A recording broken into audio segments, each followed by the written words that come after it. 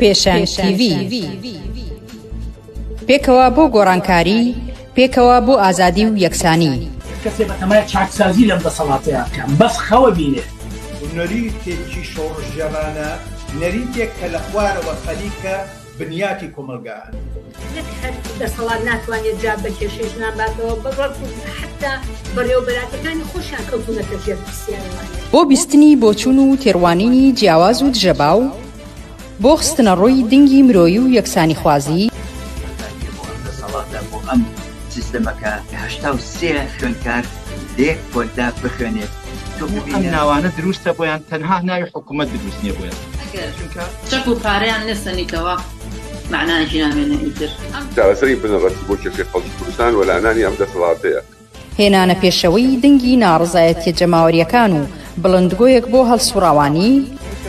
هێناوە بەهۆی خۆپشاندانەکانەوە بۆ بەهۆی خۆڕاگری خەڵک و ئیرادەی خەڵکەوە بۆ کە بەدەستێنراوە. بێکارانە بە ئەودەسێکی کەم ئیشەکەن و ماگانە موسەکانیان پێ نادەن. وازات و خەڵک توندر ئەبێ. ئەگەر مەترسیەک هەبێ لەسەر هەرێمدا یەکێتی پارتی بۆ خود یەکێتی و پارتی مەترسی وڵاتەکانی منتیقەشیان بۆ سەر هەرێم زیاد کردووە. خستنەڕووی واقعیەتی دەسەڵات و ئۆپۆزیسیۆنی ساختە و پەردە هەڵماڵین لەسەر نیازیان، خۆشحاڵی هەبێ بەوەی کە هیچ ریفۆرم و چاکسازیەک و بەخازاتی خەڵک لەلایەن ئەمانەوە بکرێت. مێژوویەک و کارنامەیەکی قوڵیان هەیە لەسەر ملهوڕی، لەسەر چەکڕاکێشان، لەسەر تعداکردن لەسەر خەڵک. ئەمانە دژمنی خەڵکی کوردستان بوونە لە پشتیان لە خەڵکی کوردستان کردووە. دێماسیەکی فەرشە بەسەر چینی کرێکار و بەشە جۆرەکانی چینی کرێکار و هەموو کۆمەلگایە فەرزیان کردووە. بۆ تاو توێکردنی ئەو بابەتانەی کەمتر لە میدیاکانەوە دەبیسترێن، بەشێکی زۆری لە حیزبە چەپ و کۆمۆنیستەکانی دنیا و هەروەها بەشێک لە هەڵبژاردنەکانی ئەوروپا ناڕەزایەتیان دەربڕی بوونەکانی تاوانی دروست کردووە و تاوان ئەنجاما دەسەڵاتی چەکداری میلیشیای حزبی میلیشیای لە کوردستان. خەڵک لەلایەک و قەویترە، سازمانی تەیارکردە، ڕادیکاڵترە. بۆ نیشاندانی ڕێگەی ڕزگاری خەڵکی، پێشەنگ TV هەموو ڕۆژانێکی چوارشەممان کاتژمێر 9 شەو بە کاتی کوردستان ڕاستەوخۆ پەخشی بەرنامەکانی دەکات.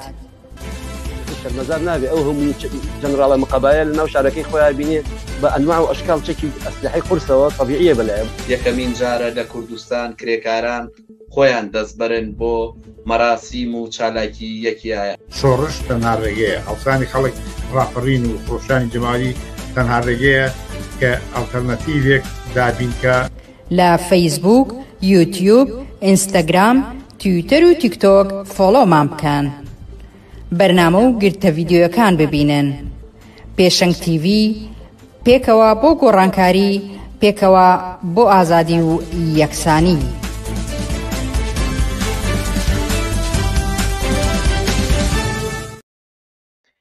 ئێوارەی چوارشەمەیە و کاتژمێر 9 کاتی پێشکەشکردنی بەرنامەکانی پێشەنگ TV. سڵاوتان لێ ببینەرانی ئازیز، من بنار مستەفام و بەرنامەکانی ئەم شەو 4 دیسەمبەری 2024 پێشکەش دەکەم. ئازیزان، بەرنامەکانی ئەم شەومان لا سێتەوە پێک هاتووە. سەرەتا سەبارەت بە جەنگ و ڕووداوەکانی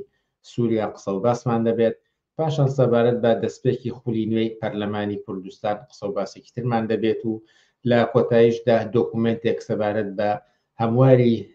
یاسای باری کەسێتی عێراق کە بۆمان ئامادەکردوون پێشکەشتانی دەکەین.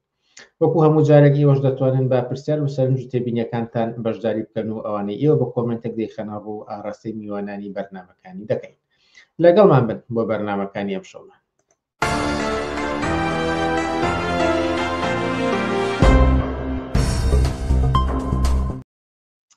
بەڵێ بینەرانی عەزیز، هەروەک ئاماژەم پێدا یەکەم تەوەری ئەمڕۆمان تایبەتە بە تاوتوێکردنی دۆخی سووریا و ئەم بابەتەش لەگەڵ عوسمانی حاجی مارەف، سکرتێری کۆمیتەی ناوەندی حیزبی کۆمونیستی کرێکاری کوردستان تاوتوێ دەکەین. عوسمانی حاجی مارەف، ئێوارت باش و سپاس کە ئەم جارش لەگەڵمانیت. ئێوارەی و باش و زۆر سپاس بۆ بەرنامەکەت. جەنگی ناوخۆی سووریا کە لە دوای بەهاری عەرەبی ساڵی 2011ەوە دەستی پێکرد و سەرەتا لەوە دەچوو کە دەسەڵاتەکەی بەشار ئەسەد بەرەو کۆتایی بڕوە، بەڵام سەرنجام بە هاوکاری و پشتیوانی ئێران و حیزبوڵڵا و رووسیا دەسەڵاتەکەی ئەسەد توانی خۆی بگرێتەوە و لەوە دەچوو کە جەنگی ناوخۆی سووریا بەرەو کۆتایی بڕوات. بەڵام 29 مانگی ڕابردوو لە ناکاو هێزێکی تر بە ناوی تەحریری شام حەلەب و منتیق هەندێک ناوچەی تری گرت.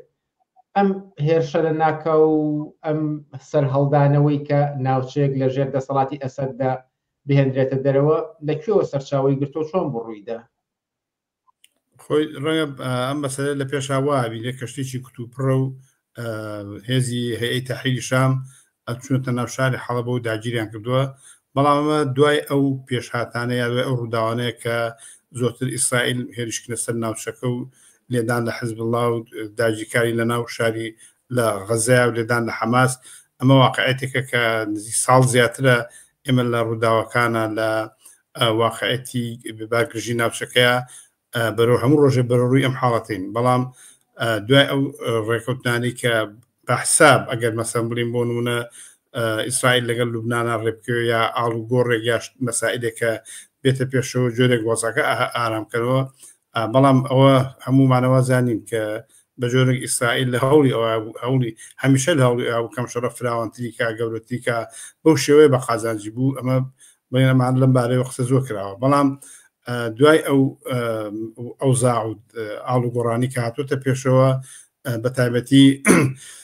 هەوڵدان بۆ زەربەر لە ئێران یا کورکردنەوەی دەستی ئێران لە ناوچەکە بوو لە لیانی لە هێزە میلیشیاکان لیان لە حزب الله لیان لە حەماس هەمووانە زەربێکی گەورە بوو ئێران. لامان کاتە بەجیا لە چشمەکێشی نێوان وڵاتانی زلهێزی دنیا لە ناوچەی ڕۆژهەڵاتی ناوەڕاستا بە تایبەتی ئەمریکا و غەرب لەلایەک و رووسیا و سین و تەرەفدارەکانی تری لەلایەکی کە لەباری چشمەکێشیان لە ناوچەی ڕۆژهەڵاتی ناوەڕاستە وەکو چەند زلهێزێک کە دەخالەتیان ناوچەکەیە. لە هەمان کاتە تورکیا لەلایەنێک و ئێران لەلایەنێک هەردووکیان دەخالەتی جدیان ناوچەکەیە و بەرژەوندی تایبەتیان هەیە کە ئەمانیش دوو جهتن چشمەکێشی نێوان خۆیان هەرجاری بەلایەکە کێشێکە. بە بۆ چوونی من تورکیا توانی لەم هەلومەرجە سوود لەوە بینێ ئەو زەرباتانی کە هێزەکانی تابع بە ئێران خواردیان و لاواز بوون و فرسەت بێنێ ئەگەر سەرز بن پێشتریش خودی تورکیا هەوڵدان بۆی کە چۆن دەخالەتکە لە سووریا بەلایەک بە دیبلۆماسیەت لەگەڵ ئەسەدا هۆیە کە ئەو ڕێکوتنانە بکە لەلایەکەوە جۆرێک ئەو هێزانی کە تابعی خۆینکو هەیەی تەحریری شام حتا بە ئیتفاقاتێک ژێربەژێ کە هەیە کە قسەشی لەسەر جۆرێک بڵین ئیجازەی یا ڕوخسەتی لە رووسیا ژۆگرتووە کە کارێکی لەم پێشنە بکە لامان کاتە بە هەنێ هێزیکە هەیە کە تابعی ئەمریکا. یعنی بۆ ئەو هێزە سیاسیانە یا ئەو وڵاتانی زلێزی دنیا کە چۆن ئەو ئاڵوگۆڕانی کە تەوەقع کریا پێشبینی ئاڵوگۆرە ترەکرێ و هەر کەس بەرژەوەندی خۆی هەر کەس قازانجی خۆی لێبرێت و بباتە پێشەوە. بەبووچی من ئەم واقعەتە لێەوە سەرچاواگرێت کە هەروەها ئێرانش بۆ گەڕانەوەی ئاعتیباری خۆی بۆ مەسەڵەن بۆ نمونە ئاشکرا بینین کە هێزەکانی حەجی شعبی تابعی ئێران ئەچێتە سنوورەکانی یا ماوەی هەوڵیانەیە زەربە لە ئیسرائیل بن جۆرێک هێز پیشان با بۆ وەکو تەقابلێکە ئێرانیکە. لامان کاتە جارشکە تاکی دەکەمەوە کە تورکیا دەورێکی ئەساسی ئەبینێن لە مەسەلە بۆ ئیتفاقاتانی کە کردی حتا جۆرە قەتەریش بەشدارە لەگەڵ ئەم هەوڵانی تورکیا لە ناوچەکەیە کە جۆرێک ئەو ئیمتیازاتانەی کە ئەوێ لە عێراق و تورکیا بەدەستی بێنێ و ئەو هێزانی کە تابعی خۆیەتی کە ئەتوانم بڵێم هێزانە لەگەڵ داعشا فەرقیان نییە بۆ ئەو ماڵی وێرانی و ئەو چوونە ناو شاری حەڵەب و کوشتنی خەڵک و کوشتنی ئەسیرەکان و جۆرێک ئەو هەجماتانی کردویانتن سەر ئەو شاران و دیەکە حەڵەب و دیەکانی دەوروبەری جۆرێک زۆر بە شێوەیەکی درندانە و نائینسانانە کە بەجا لە کوشتنی ئەسیر و کوشتنی کەسانی بێتاوان لاما کاتە بوونی ئاوەرێکی زۆر ینی عمومی ئەم واقعە بەجا لە سەر چاوەکەی کە واقعەتێکە ئەو چشمێکی وتم تاکیدم کرد لەسەر و خاڵی کە علاقەی بەو ئەو هەلومەرجە سیاسیەوەیە کە لە ماوەی ساڵ زیاترە کە دەور و دەخالەت یا دەور داگیرکاریەکە ئیسرائیل لە ناوچەکەیکا و ئەمریکا و غەرب پشتیوانیان کردووە. ئەمە ئیفرازاتی ئەو واقعەتەیە کە لەگەڵ ئەو جۆرێک بە معنایەکی تر ئاڵوگۆڕێکە کەش لە شێوازێکی ترا ڕووداوێکی تر ئەهێنێتە پێشەوە کە ئەتوان بڵێم هەر جارە و بە جۆرێک ئەم ڕووداوانە لە ڕۆژەڵاتی ناوڕاست هەتاکو ئەگا بە و نەتیجەی ئارامێکی سیاسی پێشبینی بکرێ هەڵبەتە بارگژی و یا واقعەتێکی پێچیدی زۆری تیا تاکو بتوانە ئەو جۆوە ئارام کردەوە بەڵام لاما کاتە هەر لایەنێک هەوڵەیە کە بەرژەوەندی خۆی لەو شوێنەیە بچەسپێنێت لە واقعی ڕۆژهەڵاتی ناوڕاستە بە تایبەتی دەخالەتیان لە عێراق و سووریا هەر لایەنێک حسەی خۆی چۆن نەتوانێت بێت کە بۆچی من لەم جانبەوە تورکیا یەکەم دەخالەتی لە سووریا جەڵبدان لە ئێران لاما کاتە لاوازکردنی ئەو هێزە کوردیانی کە عایدی بەکەکەن کە بەرنمەیە کە تووچایەتی واسعترە لە لایەنەکانی تر بە معنای بەوەی کەوتم لەلایەک لە هێزە کوردەکان بە لەلایەکە دەوری ئێران کەم کاتەوە لەلایەکی شوە پێگەی خۆی لە سووریا داکتێ بە تایبەتی یەکێ لە ڕئیسی حیزبەکان لە پەرلەمانە هاوارەکە کە حەڵەب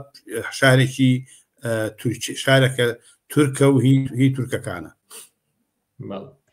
ئەگەر قسەیەکیش لەسەر ئایندەی ئەو کانتۆنەکان یان ئەوەی کە ناوچە کوردنشینەکانی سووریا بکەین کە بەشێک لە هێرشەکانی بەتایبەتیوانی بە پشتیوانی تورکیا ئاراستیان لەو ناوچانەیە بۆچوونی من جۆرێک لە قسەکانی پێشتا ئیشارەم بەوەیە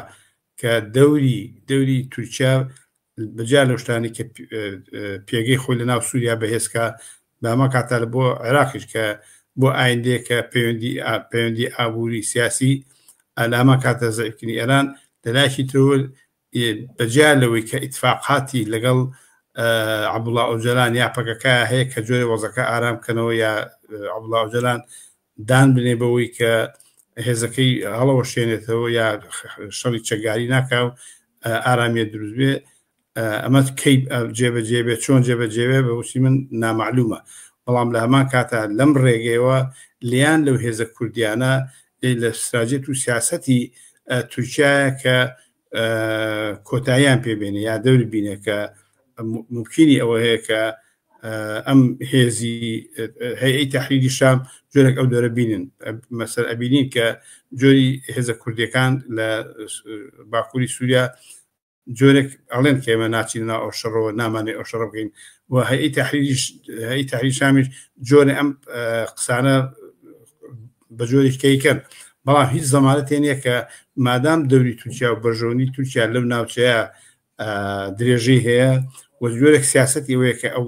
جان بە زەعیفکە جانبی هێزە کوردەکان زەعیفکە ممکنە کە ئەو شەڕش لە ناوچەی کوردەکانی سووریا قابلی ڕوودانە هیچ نییە ولاما کاتە بە جۆرێکیش لەلایەن عێراقەوە حەشدی شعبی چۆتە نزیکی ئەو سنوورانە کە ئەم ڕووداوە یا مەحداسانە ئەم وەزع نالەبارە کاتۆتە پێشەوە قابلەوەیە بارگژی زیاتر ڕووداوی تر کارەساتی تر بە دوای بێ خوڵقێ لە تەواوی ڕۆژهەڵاتی ناوڕاستە شتێکی پێشبینی کراوە شتێک نەکەون جام بەڵام کەی دەست پێکا لەکوێ کۆتایە نامەعلومە بەڵام ئەوەی کە ئەکرێت لە ئێستا چاوەڕێکەین ئەو دەسەڵاتانەی کە لە پشتیوانی بەشار ئەسەدان وەکو ئێران و وەکو رووسیا ئەگەرچی ئێوە لەسەر تای قسەکانتانە ئاماژەتان پێدا کە قسە هەیە بەوەی کە لە رووسیاش پرسیار کرابێت و مۆڵەتی لێوەرگیرا بێت بەڵام ئەمە ناکاتە ئەوەی کە چاوەڕوانی جەنگێکی فراوانتر بێ بەوەی کە ئیتر ئێران و رووسیاش دەخالەت بکەن بۆ پشتیوانی و پاراستنی دەسەڵاتەکەی ئەسەد هەڵبەتەوەی کە ئایا شەڕەکە فراوانترە بێ یا ئەبعادەکانی شوێنە بێ ناتوانیت تحدیدی بڵێ ئەبێ یا نابێت هیچ بەعید نییە دوور نییە کە شتێکی واڕوبە بەڵام لەگەڵ ئەوەی کەوتم تورکیا بە جۆرێک ئیسفادەی لە تەوافقاتی لەگەڵ رووسیا کردووە بەڵام پێم وانە رووسیاش وا بە ئاسانی تەسلیم بێ یا دژی ئەوە بێ کە یا لەگەڵ ئەوە بێ کە ئەسەد کۆتایی پێبێ هەڵبەتە بە شێوازی خۆی بە دەوری خۆی هەوڵە ئەسەد پارێزێ جامە چەند بۆ یەکرێت چەند ئەچێتە پێشەوە مەسەلەیەکی ترە ئەوەی کە زۆرتر ئێستا دیفاع لە ئەسەد دەکا و ئەوێ ئەسەد مێنێتەوە ئێرانە ئێران بەژێریەکی گەورەی هەیە مەسەڵەن لاچوونی ئەسەد گەورەترین زەربا بێ بۆ کۆماری ئیسلامی ئێران کە ئەو زربانی لەسەر حەماس خواردیتی لەسەر حزبڵا خواردەتی لەسەر بۆ ئەگەر ئەسەد کۆتایی بە ڕژێمی ئەسەد بێ ئەو زۆربەیە زیاترە بێ بۆ ئێران ینی زۆرتر دەستی ئێران کوترەبێتەوە کە بەعومە نەزانام کە بە ئەمریکا بە ئیسرائیل بە حتا بە تووشیا هەوڵێن دەوری ئیسرائیل دەوری ئێران کەمکردنەوە یا ئەو دەورانی کە پێشووتر بینێتی جۆرێک بۆ کۆتایی پێبێن بەڵام لەسەر ئەوە نەوەسەوە کە دەسەڵاتی ئێران کۆتایی پێبێت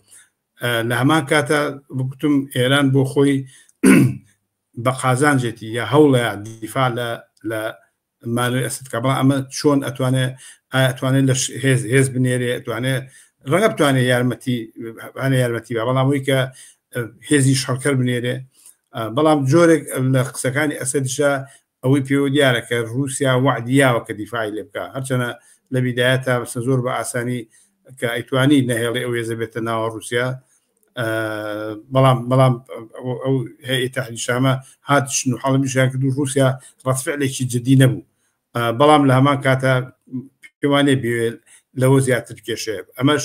ئەکەوێتە سەرەوەی کە ئەم کێشمە کێش و ململانەی نێوان ئەم ئەطرافانە لەکوێ ئیتفاقەکەن لەکوێ شەڕەکەن لەکوێ خازانجی خۆیان وەرەگرنەوە ئەمە دەورە بینێ ینی ئێستا رووسیا ئەم فرسەدەیەوە بەڵام شەر نێ مەجال بە بگاتە دیمشق و کۆتایی بە دەسەڵاتی ئەسەد بێ لەما کاتە من پێم وایە نازانم چەند دروست بێ لەما کاتە رووسیاش قانع ببووی کە مەحدودیاتێک بۆ ئێران دروست ببێ مەسەن ئەو کۆمەکەی کە پێشتر یا مەسەن زۆر پاڵپشتی ئێرانیەکە بەڵام ئەو دەور و کاریگەری کە ئێران لە ناوچی ڕۆژڵاتی ناوڕاستە هەیبوو و ئەویست زیاتریکە پێم وایە رووسیاش گەشتە ئەوەی کە زۆر قانع بوو یا لەگەڵ ئەو خەتەیە کە جۆرێک مەحدودیات بۆ ئێران دامدرێ بەڵام بە شەرمەرجی مانەوەی ئەمانەتر ئەحداسەکان بەرەو چۆڕە ئەمە شەڕێکە لە ناوچەکەی هەیە چێ ئیباتەوە چێ دۆڕێنێت چۆن نەبێ کەی کۆتاییە ئەمانە بۆچینی من ناتوانانی دیاری بکەی ئەکە تحلیلات و پێشبینی جیاوازە بێت لەسەری کاریگەریەکانی ئەم ڕووداوانەی چەند ڕۆژی ڕابردووی حەلەب و سووریا چی دەبێت بۆ کوردستان و عێراق باگشتی عمومەن هەموو بارگژیەک هەموو ئەوەزەکی ناخۆش هەموو خولقانی شەڕێک هەموو تونبوونەوەی جەنگێک لە شوێنێکە ئەوەی کە هێزەکان بەیەکیان یەکەم شدەوەیە کە ئاوارەیەکی زۆر ڕوویا و هەتا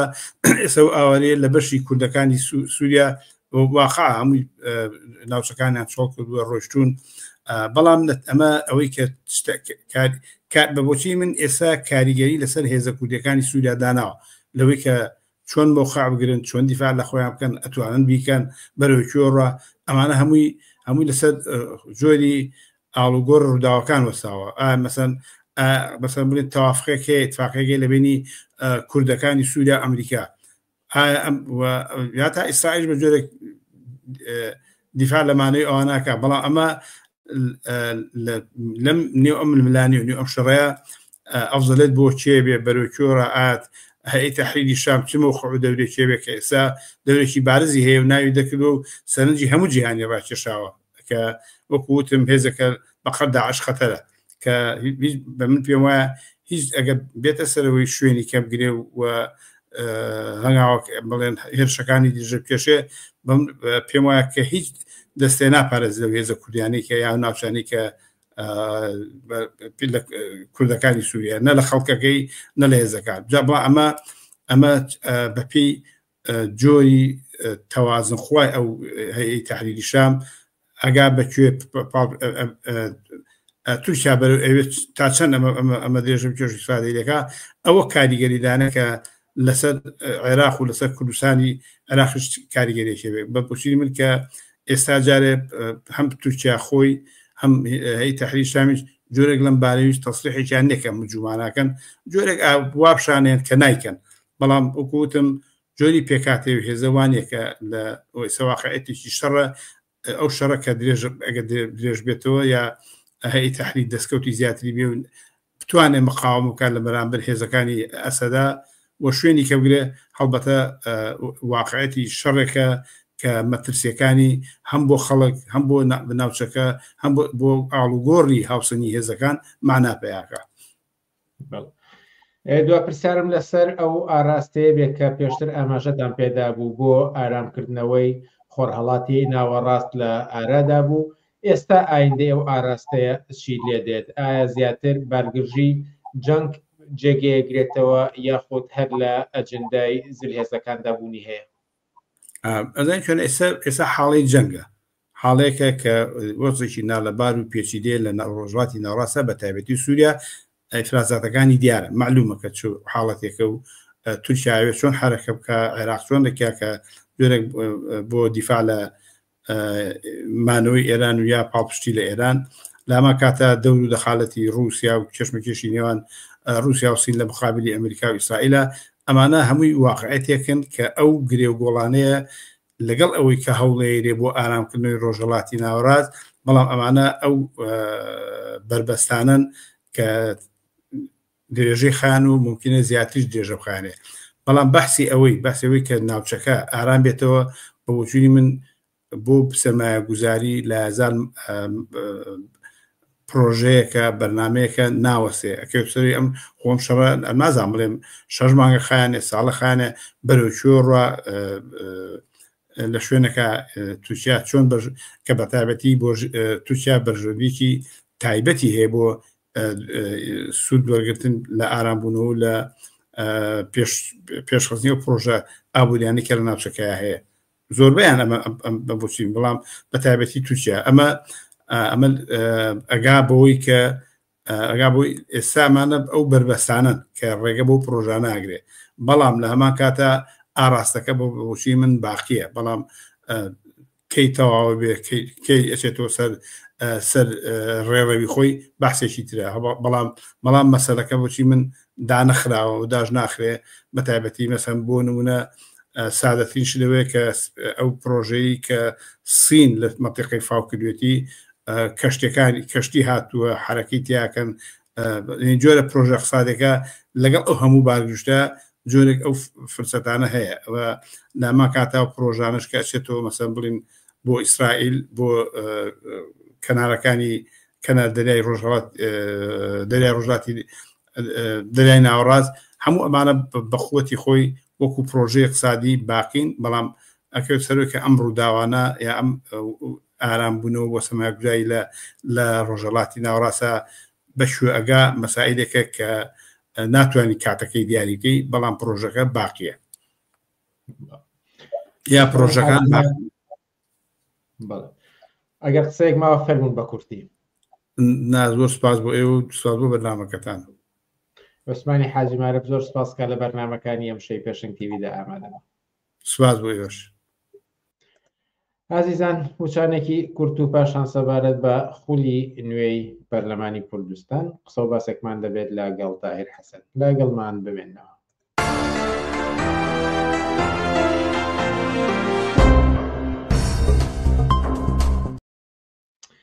بەڵێ بینەرانی ئازیز، زنجیرە قسە و باسەکانمان سەبارەت بە کوردستان پاش هەڵبژاردنەکان بەردەوامە وە کە ئەم دووشەممەیەش خولی نوێی پەرلەمانی کوردستان دەست بە کارەکانی کرد. قسە و باسێکمان دەبێت لەگەڵ تاهیر حەسەن. تاهیر حەسەن، ئێوارە باش و سپاسکە لەگەڵمانیت. ئێوارەیەوە بینەران و بیسەرانی پێشەنگ تیڤی باش ماندوو نەبن. دووشەمەی ڕابردوواتە پێرێ بەشێک لە ئەندام پەرلەمانان سوێنی یاساییان خواردووە بڕیارە هەنگاوەکانی داهاتوو ئەوە بێ سەرۆکاتی پەرلەمان هەڵبژێرێت و پەرلەمان بکەوێتە سەر سکەی کاری خۆی. چاوەڕوانی ئومێدەکان لەم پەرلەمانە بۆ 4 ساڵی ئایندە ئەکرێت چی بن؟ من پێش ئەوەی کە هەڵبژاردن بکرێت ئەو کاتێکە کە ئەحزابەکان ڕۆشنبیران بە هەر حاڵ هەر کەس بە دەوری خۆی خەریکی کەمپینی ئەوە بوون کە خەڵک وادارکەن، خەڵک قەناعەت پێ بکەن بچێ بۆ هەڵبژاردن و لەو کاتە کە باسی ئەوەیان نەکرد کە ئەم جارە هەڵبژاردن فەرقی هەیە لەگەڵ جارەکانی کە ئەم جارە مەجای تەزویر نییە، ئەم جارە ئەمریکا لەسەر خەتە، ئەم جارە دادگای فیدراڵی عێراق هەیە، ئەم جارە هیچ تەزویرێک ناکرێ، ئەم جارە چوزانم جیهازی عجیب و غەریب بەخراوەتە کار بۆ هەژمارکردن و بۆ جیاکردنەوەی دەنگەکان.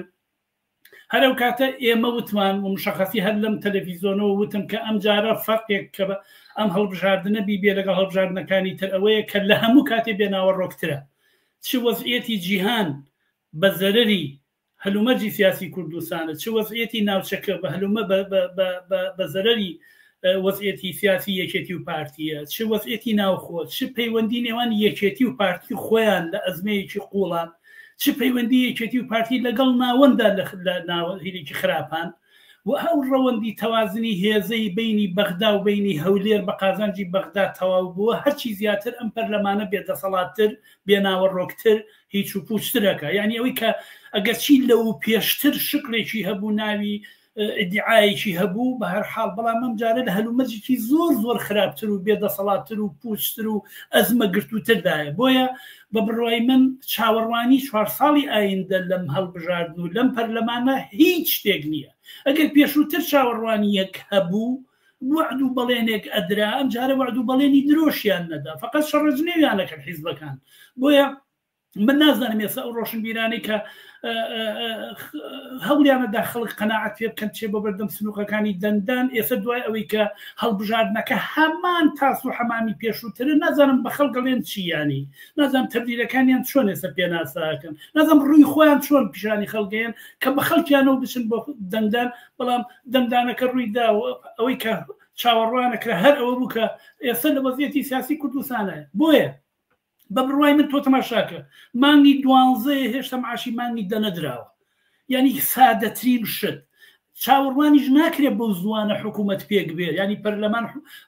حزبێکی سیاسی اتفاقات بکەن و حکوومەت پێک بێن و سەرنجام جواب بە پێداویستەکانی خەڵک ئەگەر بتوانن بیدەنەوە جواب بیبنەوە لە بەرەوەی لە کێشەیەکی بەقووە بەهێزان، هەم لەگەڵ بەغدا لە کێشەیەکی بەهێزان، لە قەیرانێکی بەهێزان، هەمێکێتی و پارتی کە دوو هێزی سەرێکی و دوو میلیشای سەرەکین دەسەڵاتداری یەکەم و دوو هەم لە کوردستانە بەهێزی چەکەرە و دوانن کێشەی زۆر گەورەیان هەیە. یەکێتی ڕووی لە ناوەندە هەچی پارتی ڕووی لە تورکیا و هەژمۆنی تورکیایە، بە هەر حاڵ هەردووچیان لە چێشمەکێشان لەسەر مەسەلەی بودجە، لەسەر مەسەلەی نەوت، لەسەر مەسەلەی گومرگەکان، هەتا دەیەکێتی و پارتی دەسەڵاتەکانیان لەلایەن دەسەڵاتی ناوەند و دادگای فیدراالیەوە کورت دەکرێتەوە لەگەڵ قەزیەی مەسەلەی بودجە، مەسەلەی میز، هەموو ئەمانە ئەوەی کاپیاڵێن شایستەدارایەکانی هەرێم هەموو ڕۆژێک هەر خەریکی کۆبوونەوە یەن و ئەچن و بە هەر حاڵ لە کێشمە کێشەکان ئەگەر قەرار بێ هەنگاوێک بە قازانجی خەڵک پرسیارێ شتێک بچێتە پێشەوە ڕەبتی بە ڕادەی ئامادەی و خۆپیشاندان و یەکگرتووی خەڵک و چاوکراوەی خەڵکەوە هەیە، فقط ئەوە ئەتوانێت شتێک بخاتە سەر شتێ بۆ خەڵک. ئەگینا چاوەڕ لە چاوەڕوانی ئەوەی کە خۆی ناوناوە ئۆپۆزیسیۆن کەسێتە دەرەوە دوو کورسی ڕابووم بلا بە هەر حاڵ و سیناریویە کە 30 ساڵی ڕابردوو خەڵک تەجروبەیان کردو هیچیان دەست نەکەوتووە. چاوەڕوانیەک بە بڕوای من خۆشخەیاڵیە، هیچی تر نییە. لەسەر پێکهێنانی حکوومەتی ئایندەش قسەوباس ئەکرێت کە ئەکرێت کێ بن ئەو لایەنانەی کە پێشی دەهێنن. هەر چەند کاتژمێر بەر لە ئێستا شاسوار عەبدولواحید سەرۆکی جوڵانەوەی نوێوتی ئەگەر بزانین لە خزمەتی خەڵکدایە بەشداری دەکەین و بەڵام بە ئەگەری زۆرەوە ئۆپۆزیسیۆن دەبن، هەڵبەت نیگەرانیشی دەربڕی کە خەڵک بەپێی پێویست دەنگیان نەدا، ئەگەر خەڵکێکی زیاتر دەنگیان بدایە ئەوە نەوەی نوێ پێکهێنەری حکوومەت بوونەوەکو حیزبە کلاسیکیەکانی تاوەکو ئێستا. سەرنجی ئێوە لەم بارەیە و لەسەر پێکهێنانی حکوومەتی ئایندە چۆنیە؟ بەر لە هەر شتێ با من یەکشت بڵێم بڕوا بکە کەسێکی وەکو شاسوار و نەوەی نوێ خێر و بەرەکەتە بۆ یەکێتی و پارتی، یعنی چی خوائیاتێ تۆ هێزێک هەبێت بەرامبەر بە ناڕزایەتی خەڵک، بەرامبەر بە نەفرەتی خەڵک، بەرامبەر بە هاتنە مەیدانی خەڵک، بەرامبەر بەوەی کە خەڵک دەڵێ با بڕوخێ، بەرامبەر بە بردنە ژێرپرسیاری تەواوی سێکتەرەکانی دەسەڵاتدارەتی یەکێتی و پارتی لەلایەن خەڵکەوە هێزێک بێت خۆشخەیاڵی با بەم خەڵکە و ئەم خەڵکە خۆشخەیاڵ کە بیباتە بەردەم سنووقەکانی دەنگدان و جاریشی کە پرۆسی سیاسی ینی هەلومەرجی سیاسی کوردستان و دەسەڵاتدارەتی یەکێتی و پارتی وەکو خۆی بهێڵێتەوە. خێر و بەرەکەتە ئەمە بۆ یەکێتی، هەروەکو چۆن پێشووتریش بزوتنەوەی گۆڕان خێر و بەرەکەت بوو بۆ یەکێتی و پارتی. هەرو کاتیش من لە کەناڵی NRT وتم با بە یەکێتی و پارتی دەبێ مەمنوعی نەوشیروان مستەفا و بزوتنەوەی گۆڕان بن، ئەو توانیوێتی فتیلی تەقینەوەی جەماوەری بەرامبەر بە یەکێتی و پارتی دەربێنێ و سەرنجام خەڵکی خۆشخەیاڵ کە بیان باتە بەردەم سنووقەکانی دەنگدان لە باتیەوەی کە پەلامانی یەکێتی و پارتی بند بیڕوخێنن ئەچن بۆ سەردەم سنووقەکانی دەنگدان. ئەمە خێر و بەرەکەتە بۆ یەکێتی و پارتی، هەتا زمانێک بتوانێت هێزێکی سیاسی بتوانێت خەڵک خۆشخەیاڵ کە ڕای بگرێ بۆی کە بچێتە بەردەم سنووقەکانی دەنگدان یعنی پرۆسی سیاسی ئەو هەلومەرجێکیشێتی و پارتی ئەو پرۆسیکیشێتی و پارتی تایە هێزی سەرەکین هێڵێتەوە شاسوار عەبدوڵاحی 4 کورسی بێنێ 10 بێنێ 15 بێنێ 20 بێنێ سەرنجام ئەو واقعەتە ناگۆڕێ کە لە زاخۆوە تاوەکو دەربەندی گۆمەسپان و تاوەکو دێگەڵە بەدەست پارتیەوەیە لەولا بەدواشەوە هەتا کفلیل و کەلار بەدەستێکێتیەوەیە گومرگە بن بیرەنەوت داهاتەکەی ئەبن دەسەکەن بە گرفانی خەڵکا باج و خراجە خەنە سەر خەڵک ڕۆژنامە نووزە ئەفرێنن سەرنجام داهات و سەربەت و سامانی منتیقی خۆیان هیچ کەسێ نازانێت چی لێیە سەدان هزار بەرمیلەنەوت دەفرۆشن هیچ کەسێ نازانێت چی لێیە مناڵەکانیان 20 ساڵ و 21 ساڵت کەناڵی تەلەڤیزۆنی هەیە جامیعی هەیە ملیارەها دۆلاری هەیە مەسعود بارزانی کاچێ بۆ شێخ مشینەکانی عەرەبستانی سعودیە و دووبەی کوڕەکەی لەگەڵ خۆیان بە ئەی ناسێنێ بۆ ملیاردێرانە بزنسەکەن خەریکی کاری بزنسی خۆیانن بە زۆری چەکەم دەسەڵاتیان داسەپانوە ئێستا شاسوار عەبدوڵاحی لەبەردەم یەک بژاردەیە هیچی کە نییە ئەچێتە نێو حکوومەت وەکو بزوتنەوەی گۆڕانی لێیە لە ئۆپۆزیسیۆن ئامێنێتەوە ئیتر دەبێ بە مەسخەرە چونکە خەڵکەڵێن بە هەرحاڵ تۆ خەریکی وەعدە دەی بە ئێمە کە ئەگەر دەنگی پێبێنە چی کارێکەکەی شتێکەکەی بۆیە لە بینی دوو بژاردەیە بۆیە داوایەکی زۆر تەعجیزی کردووە کە ئەبێ ئێمە دەسەڵات بەدەستی ئێمەوە بێ و ئێمە سەرۆک وەزیران دیاریکەین شتیوانیە لە دنیاە لە دنیای ئەو کەسی کە ئەگەر معیار پێوانە هەڵبژاردن بێ ئەوەی کە زۆرترین دەنگهێنێ ئەوە حکوومەت تەشکیلەکە بە پشتیوانی لەگەڵ ئەحزابی ترە ئێستا بە تەزویرە بە هەچیەکەی پارتی بەحساب لە ڕیزی پێشەوەی دووهەمێکێتیە ئەنجا وردەوردەیەتە خوارە بۆ ئەوان بۆیە ئەگەر شاسوار عەبدوڵاحی دەیەوێت بچێتە نێو ئەم حکوومەتەوە دەبێت بچێتە نێو ئەم حکوومەتەوە کە ئەچێتە نێو حکوومەتەکەەوە چارەنووسەکەی ناتوانێت لە چارەنووسی بزوتنەوەی گۆڕان زیاتر بێت بەتایبەت هەتا ئەو پۆتانسیل و ئەو ئیمکاناتی کە بزوتنەوەی گۆڕان بووی لە ئیمکانات لە پارە لە کادری عسکەری لە کەسێکی ڕاهبەرێکی ناسراوی ناسیۆنالیستی وەک نەوشیروان مستەفا لەگەڵ دەیان کەسی کە ئەمانە هیچی نەوەی نوێ هیچی نیەتی هیچ شتێکی نیەتی دا ئەوش چارەنووسی بزوتنەوەی گۆڕان بوو کە بینیمان چی لێهات بۆیە چارەنووسی نەوەی نوێش هەرەوەیە چونکە دیزاینی سیاسی بە زۆری چەک لە کوردستانە ئەو دوو زۆنەیە ئەگەر کەسێک ئێوەیە ئەم پرۆسی قبوڵە دەبێت بچێتە نێو ئەو پرۆسەیە کە یشتی و پارتیتیایە شێخ و مشایەخی هەموو زۆنی خۆیانن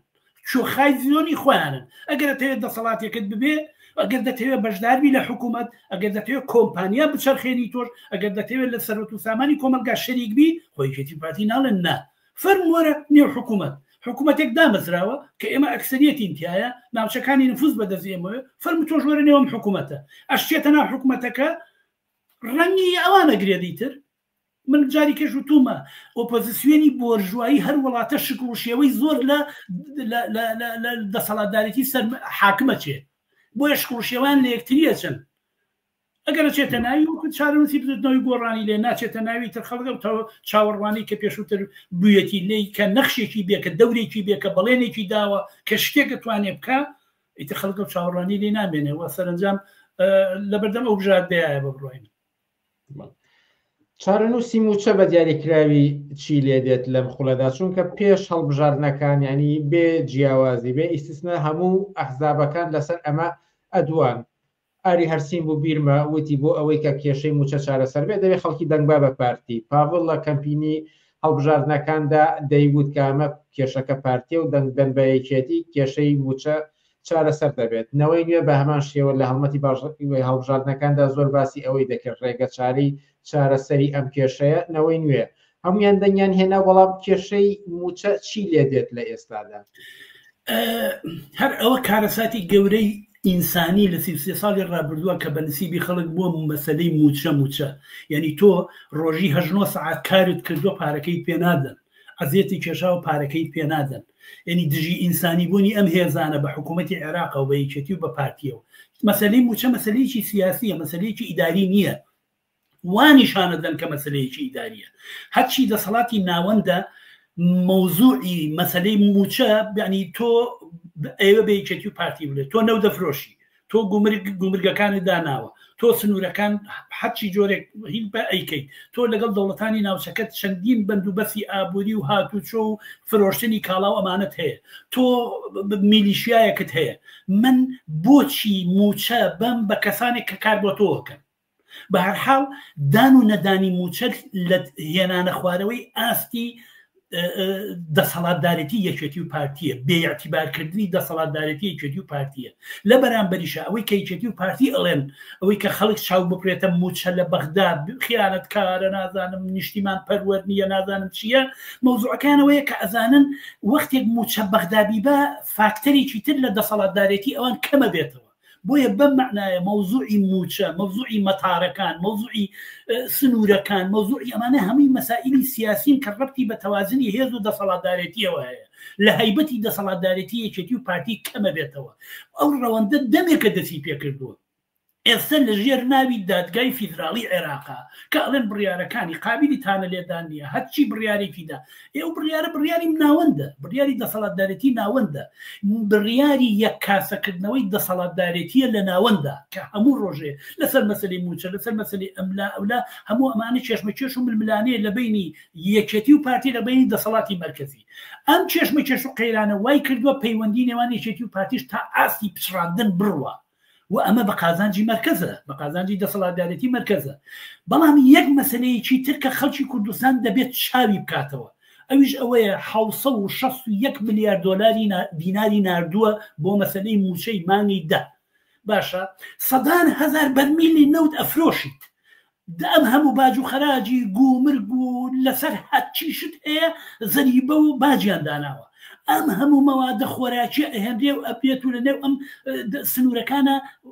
ئیمکاناتەکەی هەموو یەکێتە گیرفانی یەکێتی و پارتیەوە بەڵام بڵێن ئێمە توانای ئەوەمان نییە کە ئەو 760 میلیارە بگەێنینە 900 میلیارد بۆی کە بتوانین موچەی مانگی دەبین ئەڵێ نایکەین ئێمە نایکەین پارەمان نییە ئەو پاری نەوتەکەی فرۆشن چی لێدێ بە تەنکەر ئەڕوا بە ئیمکانات بۆ چی لێدێ یانی و پارەیە بۆ چۆ ئەڕوا یعنی بەس مەسرەفی بنزینی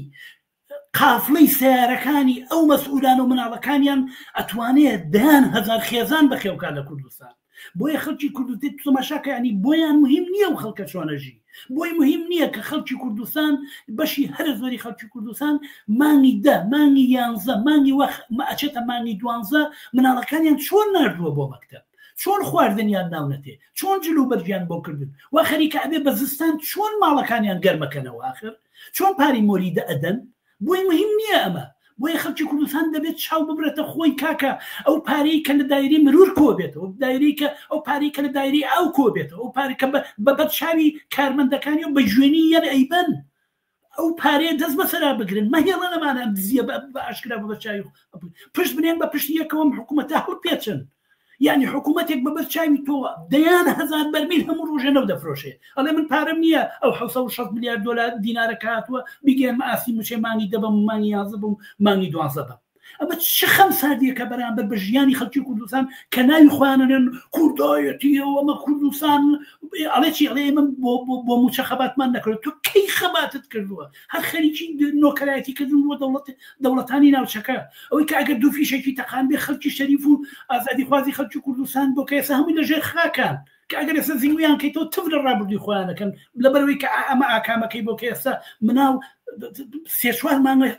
معاش نەدراوە بە دایک و باوکیان دایک و باوک ڕەزیل بوون لە بەرامبەر مناڵەکانی نازانم چۆن جوابی پێداوی سوخینەکانی مەکتەبیان بنەوە بە تەنیان بایکۆت کافی نییە بۆی کە مامۆسایان نەچنە سەر کارۆڵاوە لەبەر چیە لەبەرەوە معاش نییە هەڵمەت بەرن پەلامار بن پشت بنێن بە پشتیەکەوە دەست خەنە نێو دەستیەکەوە مەجموعەیە مافیای وشەخۆر بە بەرچاوتانەوە نەو دەفرۆشن پارە لە بەغداوە هاتووە نایەین بە موچە ڕێگەکەی ئەوە نییە دوێنێ تا دوێنێ پیان وتن وتیان وەرە بەردەمی انتخابات و پەرلەمان ئێمە وەزعەکە چارەسەرەکەی دەیکوا 30 ساڵ ئەم درۆیاکەن بۆیە بەڕاستی ئەگەر بتەوێ ئاڵوگۆڕێ لە ژیان تەڕووبات دەبێت پشت بنێ بە پشتیەکەوە هەڵمەت بەریەمە ئەم سەرەتانە لە کۆڵ خۆتکەیتەوە کە ناوی بزوتنەوەی کوردایەتیە ئەمانە لە کۆڵ خۆتکەیتەوە تۆ تەماشای مناڵەکانیان کە بە سواری ئەسپە و لە باخ و باخات و لە بەرزترین شوێن و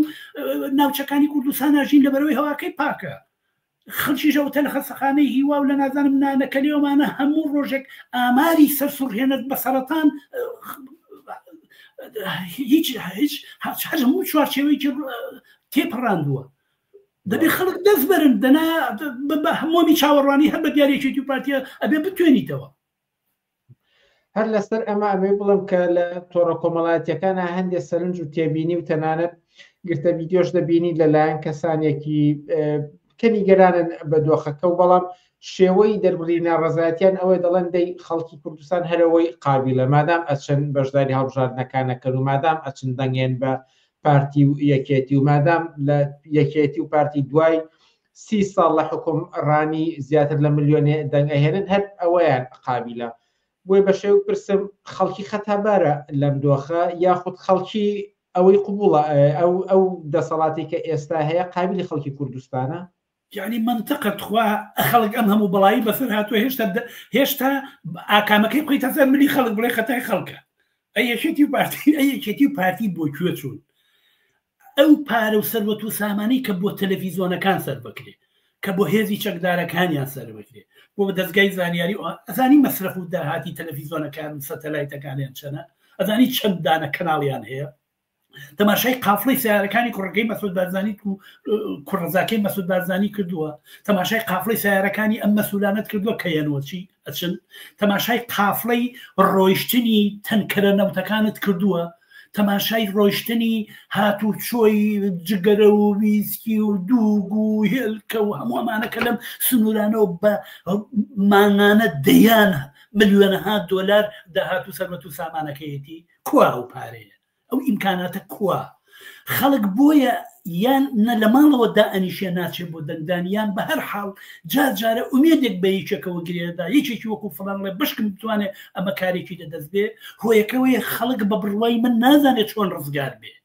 خەڵک هێشتا ئاسوی ڕزگاربوونی پەیانە کردووە خەڵک ئاسوی ڕزگاربوون پەیانەکان لەخۆ ناڕژێتە سەرجادە بە تایبەتی کە خەڵکی کوردستان هاتە سەرجادە لە هەفتەی شوباتە هاتە سەرجادە ئەم دەسەڵاتی لەرزان دوایی کڵاو کرایە سەری هەر هێزێک هەر بزوتنەوەیکی سیاسی هەر هاتن مەدانێکی جەماوەری جاری کە ژوتومە شکست بخوا جارێک ناڵم هەڵناسێتەوە بەڵام بە زەحمەت هەڵاسێتەوە بە زەحمەت ئیعتیماد جارێکی کە بە ئاسۆیەکی تر پەیانکە خەڵکی کوردستان هێشتا ئاسۆیەکی شۆڕژگەڕانەی بۆ ڕزگاربوون پەیان نەکردووە تا لە دەوری کۆبێتەوە دەست بخاتە نێو دەست بڵێ تۆ من ئومێدی خۆم من ئارزوی خۆم من ئاوات و ئارزوی ماڵەکەی خۆم گرێدەم بە ئاوات و ئارزوی ئەم بزوتنەوە سیاسیەوە کە کەوتۆتە ڕێ تا بەمە ئەمە پەیانەکە پەرش و بڵاوە بێ بێئومێد دەبێت لە ماڵەوەدا ئەنیشە یا ئەچێ بۆ دەنگدان یان ناچێ بۆ دەنگدان یا بە هەر حاڵەڵێ هیچ ناکرێ ئەمە وەزعێتێکی واقعیە خەڵک خۆپیشاندان و مانگرتن و شۆڕش و هاتنە مەیدان خۆ خەڵک حەزی لێی نییە خەڵک بناچارەکرێ بۆی بچێتە سەرجادە خەڵک لەبەر برسێتی ناچارەکرێ پەنا بۆ مانگرتن بەرێ پەنا بۆ خۆپیشاندان بەرێ دەنا حەزەکە ئیمکاناتی هەبێ و ماڵی هەبێ و بژی لە نێو ماڵ و مناڵی خۆیان بژی بتوانێت سەفەرکە بتوانێت حەزەکە ئەمە بکە بەڵام ناچارەکرێ لەبەر برسێتی لەبەر بێنانی لەبەر ناچارەکرێ بە خۆپیشاندان ناچارەکرێ بۆیە خەڵکی سەر ناچارم کارە بکە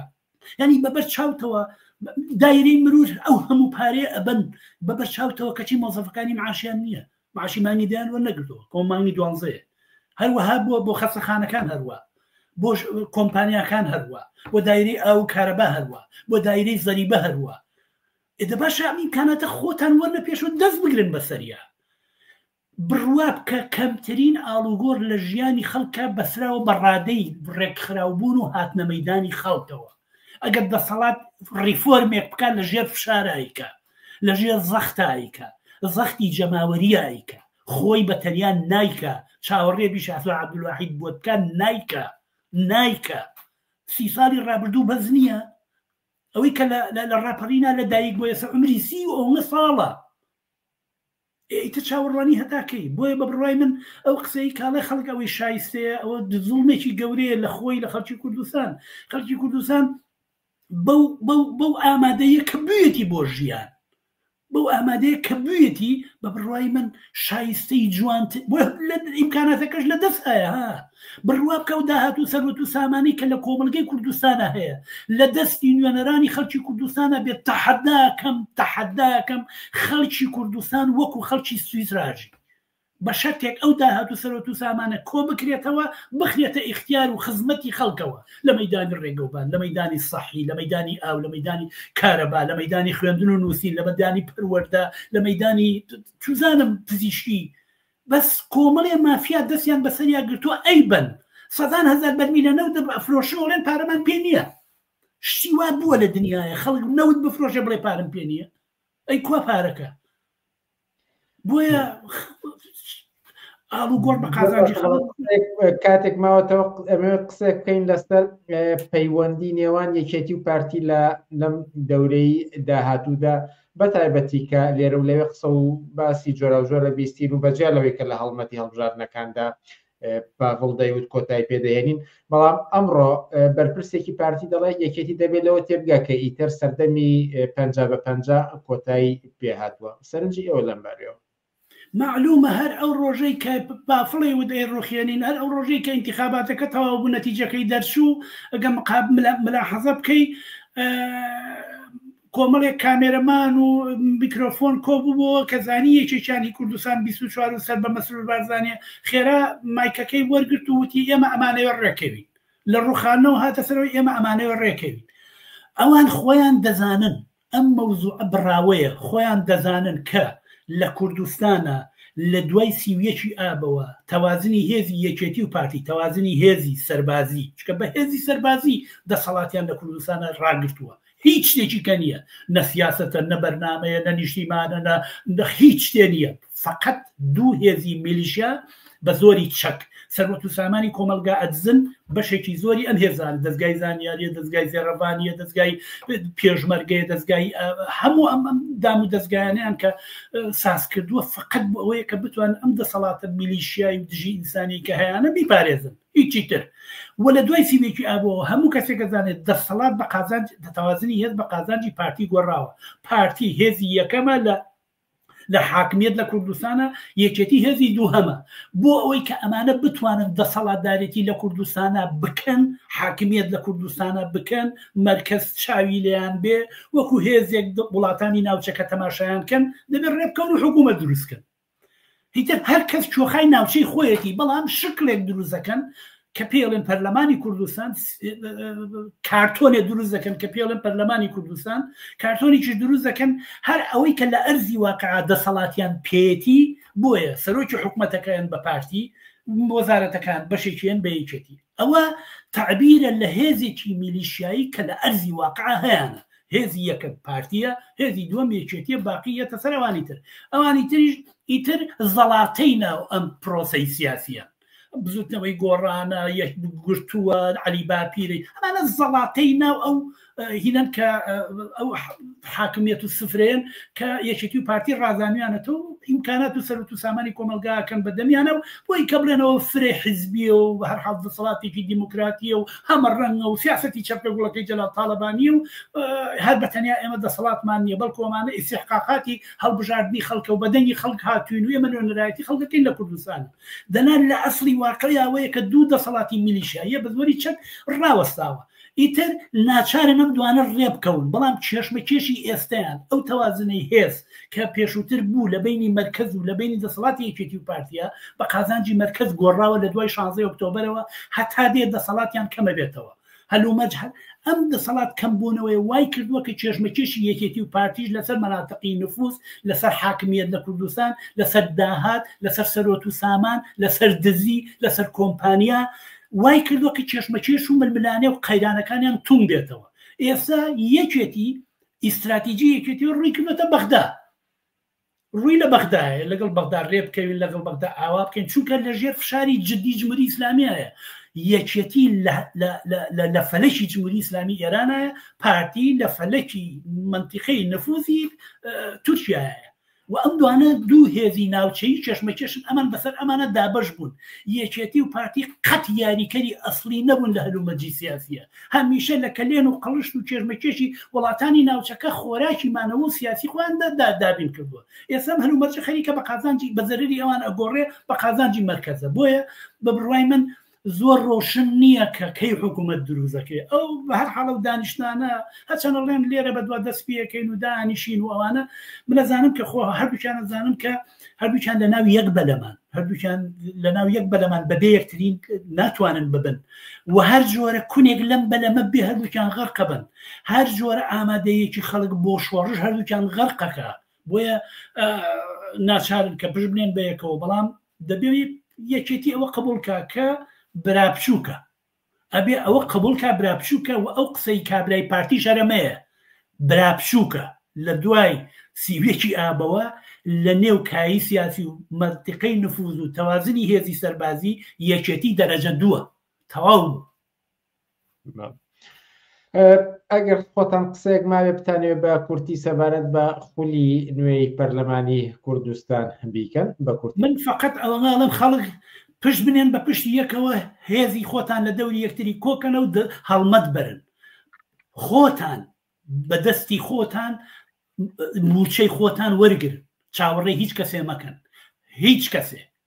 هیچ کەسێ بۆ ئەم هەڵمەتە هەچی هاتە پشتان هەچی کۆمەکی کردن هەچی یارمەتی کردن هەچی ڕێگەی نیشاندان بۆ ئەم یەکگرتوکردن و بۆ ئەم هاتنە مەیدانە دەستی بگرن ئێمە لە پەناتانی ئێمە لە پەنای دەستانین وەک هەمیشە دەبێ خۆت سەر بەدەستی خۆت نەیخورێنی خوروی ناشیێ کەس بۆت ناخورێنێ نەشاسوات نەکێ 30 ساڵە چاوەڕێیەکی بۆیە دەبێ خۆت موچەی خۆت و ئەم دەسەڵات و سەرەتانە بە دەستی خۆت بە هاتنە مەیدانی خۆت بە بەرچاو ڕۆشنی خۆت بە ئاسۆ ڕۆشنی خۆت بوەرە مەیدان و ئەم دەسەڵاتەی یەکلا کرە و ساغی کەرە و بۆ هەمیشە گۆڕی گومکە دەکرێ ئەم کارە دەکرێت دەسەڵاتە زۆر لەوە پوچترە مەجموعەیە مەفرەزەی داعش هاتن ناچی مەسئولەکانی پارتی ڕایان کرد بۆیە ئەکرێت بە شەرتێک ئیرادە بکەیت بە شەرتێک دەیتە مەیدان ئیعتیمادت بە توانای خۆت بێ خەڵک توانای لە یەکگرتوویایەتی پەرشوبڵاوی هیچ کارێک بە ئەنجام ناگەێنێ هێزی خەڵک کرێکات زەحمەچێژ مامۆستا قوتابی ژنان لە یەکگرتوویانایە لە تواناکانیان لە یەکگرتوویانایە یەکگرتوویان لە چاوەڕ بەرچاو ڕۆشنیانە لە ئاسۆیانایە بەسە ئیتر ناتوانانی تۆ ئیدامی ژیان ناتوانێت ئیدامەی بێ ناڕوات ئەم دەسەڵاتە خەمی نییە تۆ معاشت هەیە یانیتە مشکلەی نییە ئەو پارەی کە تۆ بمانێک بە ساڵێک ئەیا بە تۆ بە یەک دقە مناڵەکەی لە قمارخانەیەکە ئەیدۆڕێنێ بۆیە بەتەمای ئەو مەدە بۆ ئەو کارێکت بۆ بکە خۆت وەرە مەیدان خۆت چاو ببڕە و دەسەڵاتە ئەو دەسەڵاتە وەرگرە شایستەیت ئەوە تاوان بەدەست مەجموعەیە میلیشیا و مەجموعەیە کەسەوە بێکە ملیارها دۆلار برن بە بەرچاوی خەڵکە و خەڵکی ڕوت و ڕەجاڵ و برسی و بێنان و بێئاو بێ دار حەسەن زۆر سپاسکە لە بەرنامەکانی ئەم شەی پێشەنگ تیڤیدا ئامادە زۆر سپاس بۆ ئێوە ماندوو نەبن شەویەوە باش زۆر سپاس ئازیزان پێشەوەی کۆتایی بە بەرنامەکانی ئەم شەو بێنین جارێکی تر پێشان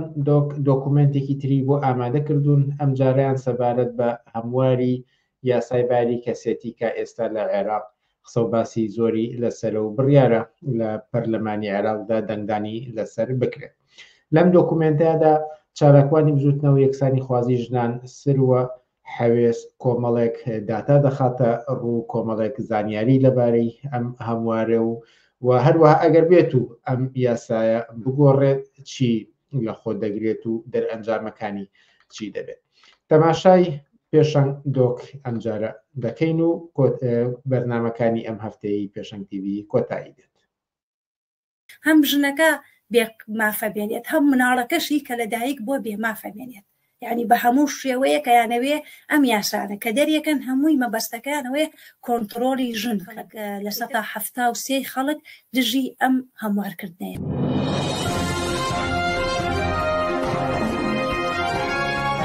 پێشەنگ دۆک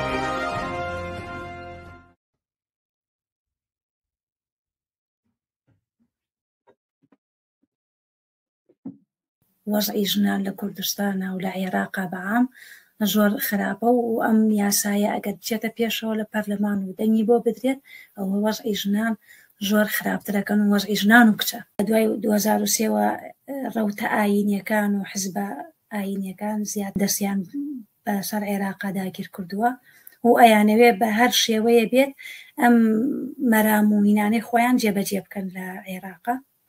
ئەمە تایسەمە یەکەم جار نییە کە بیانەوێت ئەم شتانە بکەن. لە 2005 عینەن هەرویستیان قانونی جعفەری بێنن عێراق بکەنە، ئەمەی قانونی شەریعە بێنن. 2019 هەموو 2-3 ساڵ جارێ بۆیان کرابێت ویستیانە ئەم قانونە بێنن و دەستکاری بکەن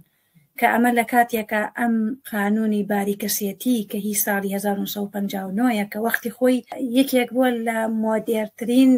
قانونەکان یاساکان لە وڵاتە عەرەبیەکان. لە ساڵی 90ەکان ڕێکخراوی سەربەخۆی ئافرەتانمان هەبوو لە کوردستان کە ئێمە ئەو کاتە کارمانە کرد بۆ ئەوەی کە ئەم یاسای باریکەسێتیە کە هێشتا دەستکاری کە بگۆڕین هەمواری بکەینەوە بەرەو مۆدێرتر. یعنی ئێمە بەمەش ڕازی نەبووین کە وەختی خۆشی هەبوو کەچی ئێستا زۆر بەرەو خراپتریە بن. سێی ئەم ساڵ 2024 دەوڵەتی عێراقی ئاگادار کردوێتەوە کە بەوەی کە ئەم ئامار کراوە کە لە 128 ئەو زەواجانەی کە ئەکرێت خوار تەمەن 18 ساڵ کە لە 128 و لە 122 ئەوانن کە هاوسەرگیریەکانێک کە لە محکەمە تەزیل ناکرێت لە 122 خوار 14 ساڵن. یعنی ئەم نامەیەکی نردووە دەوڵەتی عێراقی و پەرلەمانی ئاگادار کردەوە کابێ شتێک بکەن حەدێکدا بنێن بۆ ئەم کارە چکە ئەمە کارە ساتە، ئەمە بەرەو پەرە ئەستێت کەچی لە دوای 5 مانگ ڕێکسیەی هەشت عێراق و دەسەڵاتی عێراق و پەرلەمانتار هەستا و نەجاتیەوی کارێ بکەن جوابی ئینزار ئاگادارکردنەوەکانی مناڵپارێز و مافی مرۆڤ بدەن کەچی هەستاون کارەکەیان وا لێ کردووە کایانەوێ بەعەکسەوە ینی ئەم ئیشە بکەن کایانەوێ بۆ نمونە زەواجی خوار 15 ساڵ و خوار 14 ساڵ بێنن لە محکەمە ڕسمی بکرێتەوە لە جیاتەوەی ڕێگری لێ بکرێت 2-3 ساڵ پێشی سەشەگەر بیرتان هەبێت کە کەمپینێ کرایەوە کە ناوی من ناوی دایکمە کە ئەمە لەبەر ئەوە کراکە هەزارەها مناڵ لە عێراقا بێناون بێ هەویەتن هەویەیەکیان نییە وەرەقەیەکیان نییە کە ئەمانە جنسیەکیان نییە کە بتوانن بچنە مەکتەب. ئەمە هەمووشی زۆربەی ئەوانن کە ئەو مناڵانن کە دایکەکانیان زەواجیان پێ کراوە لە دەرەوەی محکەمە و ئەوەی لە دەرەوەی محکەمە زەواج کرابێ ڕسمیەتی پێ نییە و زۆرێکی گەنجشەیە لەو کاتە کە زەواجی کردو لە دەرەوەی محکەمە لە لای مەلا خوار 15 ساڵ و خوار 16 ساڵە لەو کاتە دوای 2 ساڵە جیاش بۆتەوە مناڵی چی هەیە. یعنی ئەم کاتە ئەم کەسە کاتێتە محکەمە هێشتان بەهین حساب کراوە کە لای خۆمان بە عەرەبی پێڵێن باکیرە یعنی هێشتا زەواجی نەکردووە ینی هەم ژنەکە بێ مافە بێنێت هەم مناڵەکەشی کە لە دایک بۆ بێ مافە بێنێت